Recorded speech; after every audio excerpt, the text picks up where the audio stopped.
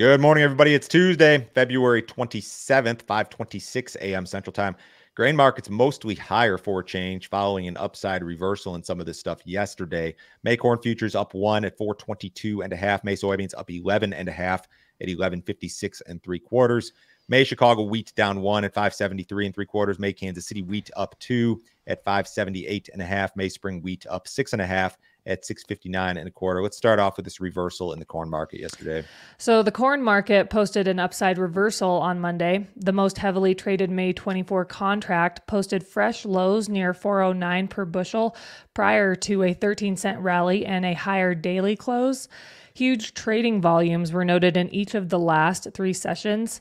U.S. farmers have probably priced in most of their March basis contracts during the last few days, perhaps erasing some hedge pressure from the marketplace.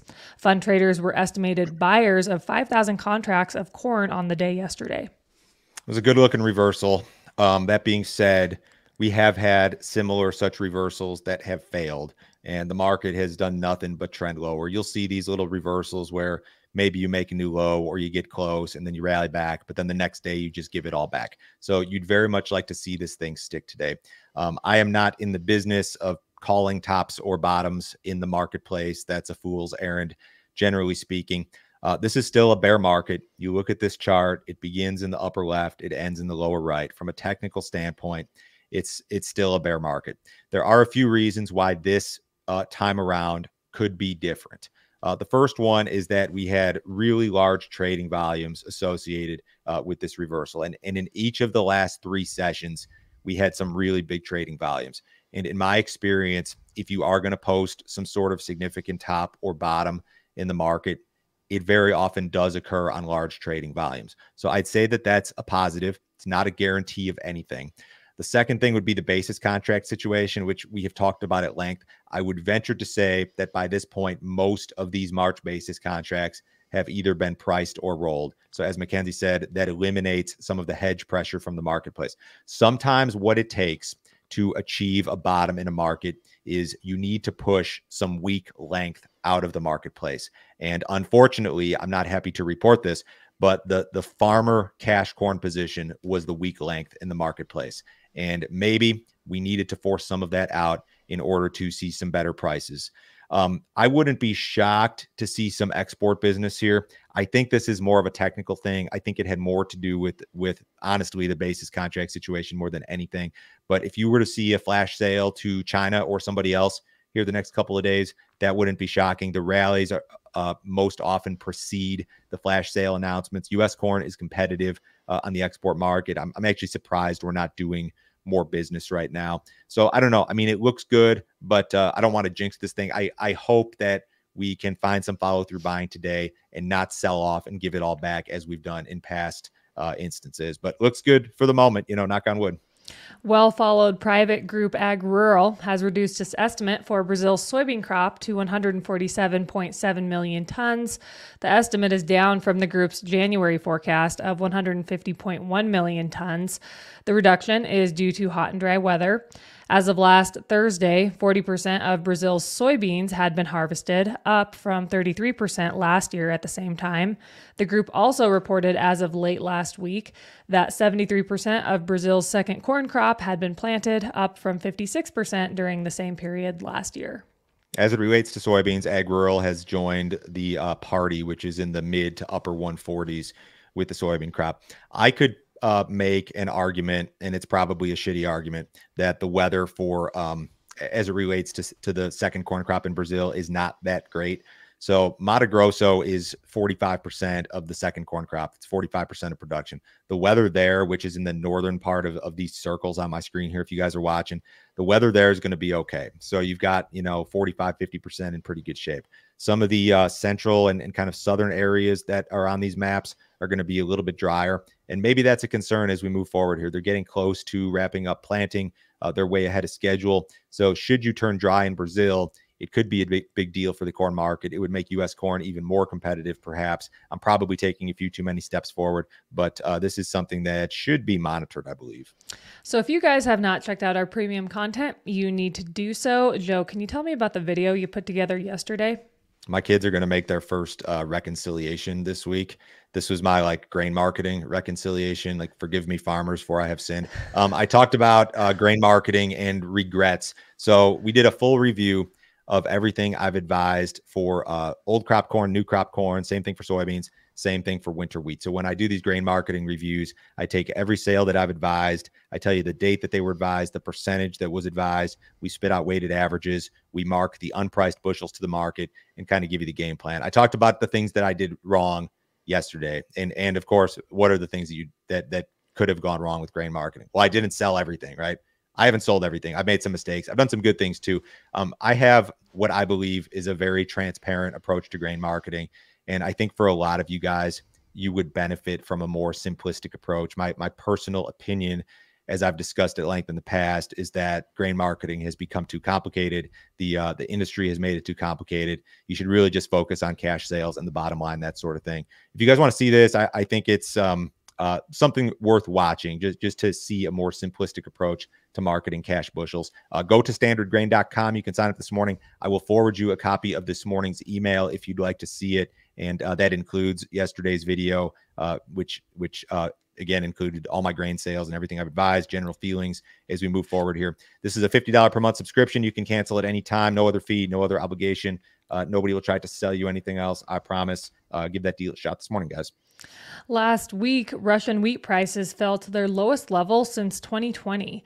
Analysts believe Russian wheat prices need to come down even further to be competitive with European wheat. Russia exported 870,000 million tons of wheat last week, down 22% from the prior week. Earlier this month, Russian agricultural consultancy Sovicon increased its estimate for this season's wheat crop by 1.4 million tons to 93.6 million tons. So Russian wheat is very cheap. And this has been one of the problems for the U.S. wheat market. We're just not competitive. Where we have done some business is in the SRW market, where we've sold and have shipped some wheat to China. And that's a positive. And when Russia is super cheap, it's just a problem for everybody, because this is just a different version of a chart I had yesterday. But Russia is head and shoulders above everybody else when it comes to wheat exports. So even though we've got a war in the Black Sea, Russia has not been disrupted at all. Their wheat exports have increased since the invasion. Ukraine has gone down, but not by much. Some of these corridors that they've had have been working out fairly well, I guess you could say. So it's problematic. Wheat was able to rally yesterday too, though, and hope we can find some follow through today. U.S. soybean shipments declined last week. USDA reported that 36 million bushels of soybeans were inspected for export during the week ending February 22nd. The print was down 25% compared to the previous week, but up 27% compared to the same week last year. Corn shipments increased 18% versus the prior week at 29 million bushels. Wheat shipments were reported at 18 million bushels, up 15% compared to the previous week, but down 26% versus the same week last year.